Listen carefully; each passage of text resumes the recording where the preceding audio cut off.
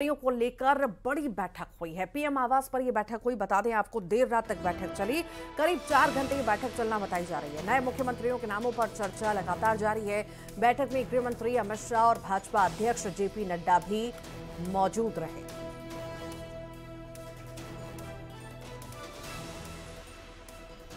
तो मुख्यमंत्री के चेहरे को लेकर के लगातार बैठकों का दौर, मंथन का दौर लगातार जारी है। रात लगभग 4 घंटे बैठक चली, मंथन किया गया।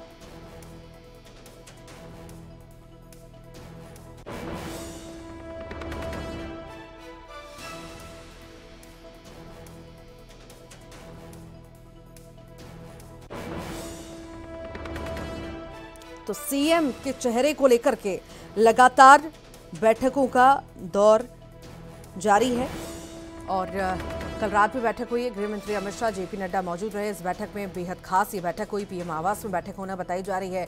हालांकि फैसला जल्द ले लिया जाएगा, किस पर मुहर लगती है ये तो समय बताएगा, पर अभी मंथनों का दौर लगातार जारी है।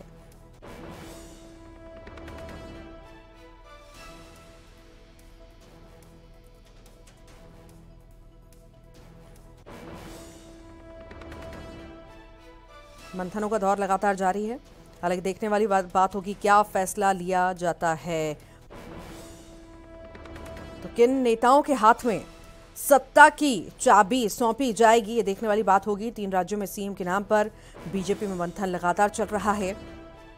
और आखिर किन नेताओं के हाथ में सत्ता की चाबी होगी, इस पर फैसला जल्द आ जाएगा। मंगलवार रात को यानी कल बड़ी बैठक चली है। लगभग 4 घंटे ये बैठक चली और मंथनों का दौर लगातार जारी रहा। 3 राज्यों में सीएम के नाम का ऐलान करना बीजेपी के लिए बड़ी चुनौती भी है, क्योंकि तीनों ही राज्यों में सीएम पद के लिए कई नामों की चर्चा हो रही है। और ऐसे में कल 4 घंटे तक बैठक चली है और इस बैठक को बहुत ज्यादा अहम माना जा सकता है, जिसमें गृह मंत्री अमित शाह, जेपी नड्डा शामिल हुए।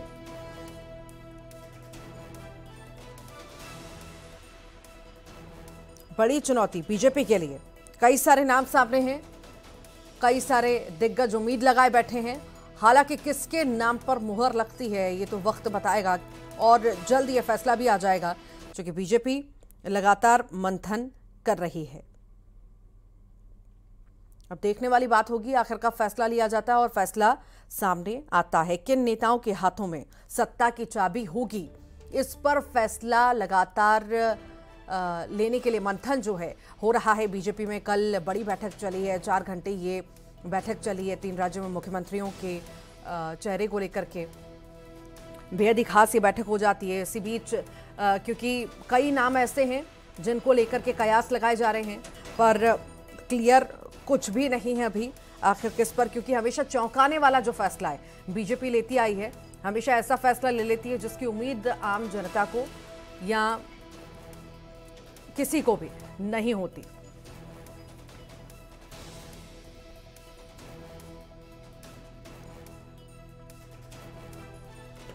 और ज्यादा जानकारी के लिए हमारे साथ सहयोगी आकाश शुक्ला जुड़ गए हैं। आकाश, बड़ी चुनौती हम इससे मानेंगे क्योंकि बहुत आसान नहीं है बीजेपी के लिए 3 राज्यों के लिए मुख्यमंत्री के फेस को डिसाइड करना। मंथनों का दौर लगातार जारी है। कल भी बड़ी बैठक हुई है।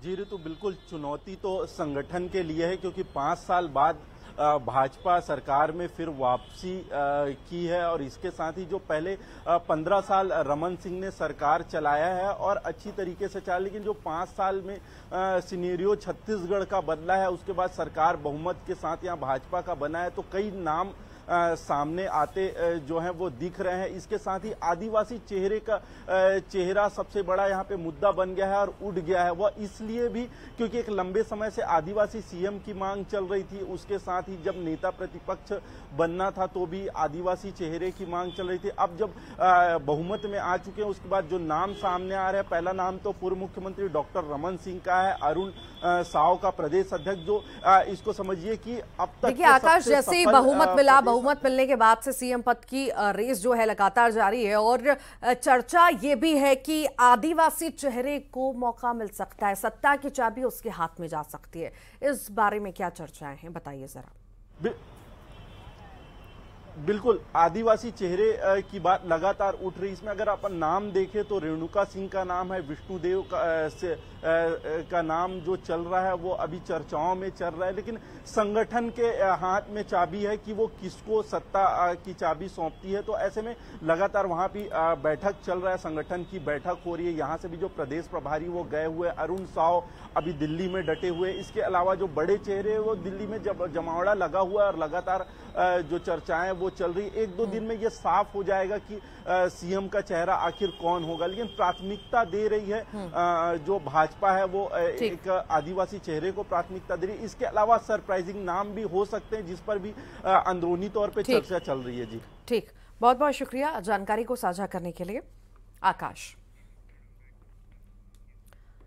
छत्तीसगढ़ में कांग्रेस को हराकर बीजेपी ने सत्ता में वापसी कर ली, लेकिन सरकार का मुखिया कौन बनेगा, इस पर अभी सवाल बना हुआ है। वजह है सीएम पद की रेस में चल रहे नाम। मुख्यमंत्री के लिए प्रदेश के कई बड़े नेताओं के नाम रेस में हैं, लेकिन इस बार कयास लगाए जा रहे हैं कि बीजेपी आलाकमान महिला मुख्यमंत्री पर दाव लगा सकती है। अगर ऐसा होता है तो प्रदेश में पहली महिला मुख्यमंत्री मिल सकती है। रिपोर्ट देखिए।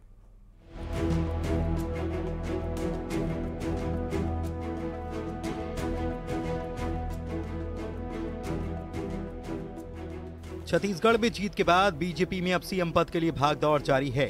प्रदेश से लेकर दिल्ली तक नेताओं का मुलाकात का सिलसिला चल पड़ा है।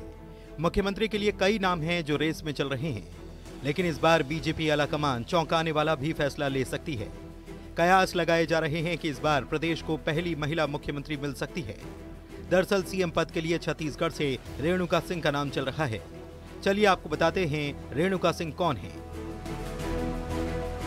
1999 में पहली बार जनपद पंचायत सदस्य बनी। साल 2003 और 2008 में विधायक चुनी गई। महिला एवं बाल विकास राज्य मंत्री भी रही।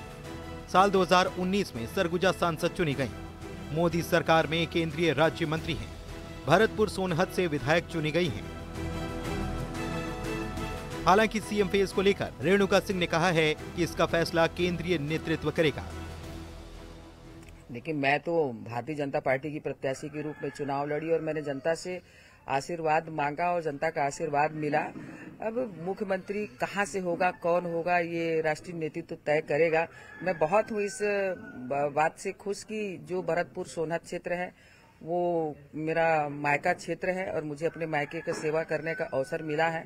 भरतपुर सोनहत छत्तीसगढ़ का सबसे बड़ा भौगोलिक रूप से विधानसभा क्षेत्र है, जहां पर आज 60% एरिया में मोबाइल नेटवर्क नहीं है, पहुंच विहीन गांव हैं, लोग बहुत हलाकान परेशान हैं। तो मैं उन लोगों की समस्याओं का समाधान कर पाऊंगी, क्योंकि छत्तीसगढ़ में अब भाजपा की सरकार भी बनने जा रही है, तो मैं इस बात से बहुत खुश हूँ। रेणुका सिंह के अलावा गोमती साय का नाम भी सीएम पद की रेस में है। जशपुर जिले के हाई प्रोफाइल पत्थलगांव विधानसभा सीट से गोमती साय ने जीत दर्ज की है। चलिए आपको गोमती साय का सियासी सफर बताते हैं। 2005 में जिला पंचायत सदस्य चुनी गई।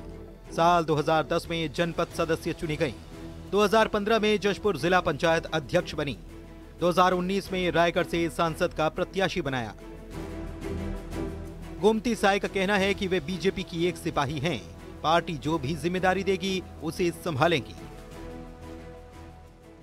मैं भारतीय जनता पार्टी की एक छोटे से सिपाही हूँ और एक छोटे से सिपाही होने के नाते हमारे प्रधान सेनापति का आदेश का पालन करना हम लोगों को आता है। ये मेरा काम नहीं है, हमारे केंद्रीय नेतृत्व, प्रदेश नेतृत्व का काम है कि जवाबदारी उनका है और किसको कौन सा जगह देना है, किसको क्या जवाबदारी देना है, ये उनका काम है। मेरा काम खाली एक सिपाही का रोल करना है और सिपाही का रोल ही करते रहूंगी मैं।